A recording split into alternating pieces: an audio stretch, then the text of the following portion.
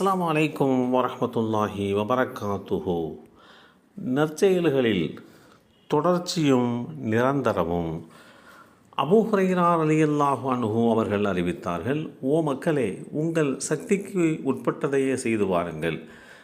ஏனெனில் நிச்சயமாக நற்காரியங்களில் சிறந்தது கொஞ்சமாக இருந்தாலும் நிரந்தரமாக செய்து வருவதேயாகும் என்று அல்லாஹுடைய தூதர் ஸல்லல்லாஹு அலைஹி வஸல்லம் அவர்கள் கூறிய இந்த செய்தி இப்னு மாஜாவிலே 3437 என்ற எண்ணிலே பதிவு செய்யப்பட்டிருக்கிறது.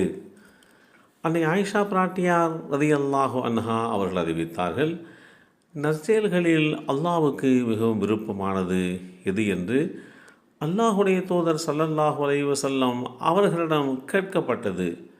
அதற்கு அவர்கள், எண்ணிக்கையில் குறைவாக இருந்தாலும் தொடர்ந்து செய்யப்படும் நிலையான நற்செயலே என்று பதில் சொன்னார்கள்.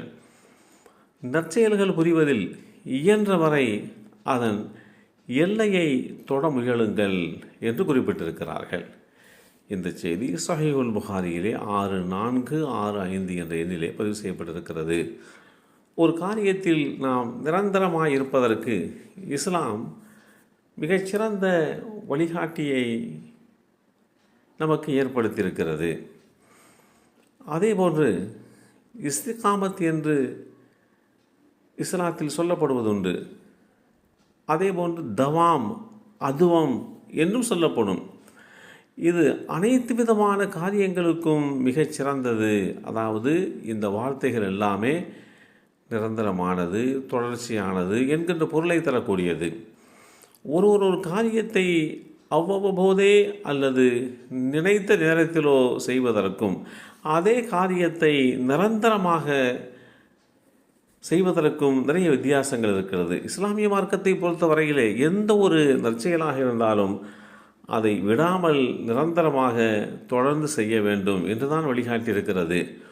உலக காரியங்களில் கூட ஒரு காரியத்தை விடாமல் தொடர்ந்து செய்பவருக்குத்தான் மதிப்பும் மரியாதையும் அதிகம் கிடைக்கும்.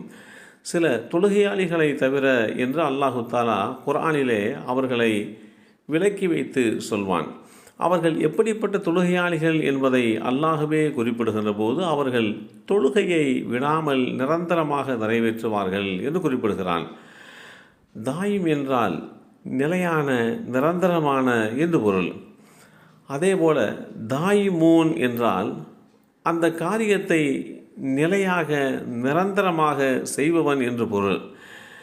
இந்த பொருளிலேயே நல்லடியார்களுக்கு சுவனத்தின் உணவும் அதன் நிழலும் நிலையானது, நிரந்தரமானது என்பதை குறிப்பிடுகின்ற போது தாயும் என்கின்ற வார்த்தையைத்தான் அல்லாஹு தாலா வேதமறை குர்ஆனின் வாயிலாக தெளிவுபடுத்தியிருக்கிறான்.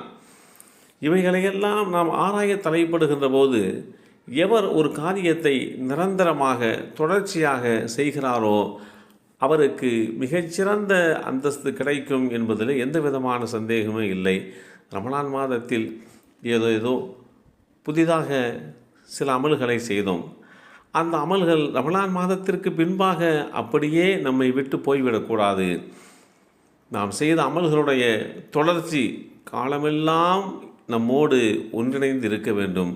அதுதான் நமக்கு பல வகைகளிலே நன்மைகளை ஏற்படுத்தி கொடுக்கும். அல்லாஹுடைய தூதர் ஸல்லல்லாஹு அலைஹி வஸல்லம் அவர்கள் அப்படிப்பட்ட நிலைப்பாட்டை எடுக்கின்றவர்களைத்தான் மேன்மக்கள் என்றும் அவர்கள் குறித்து உண்டான சுபசோபனம் குறித்தும் தெளிவாக எடுத்துச் சொல்லியிருக்கிறார்கள்.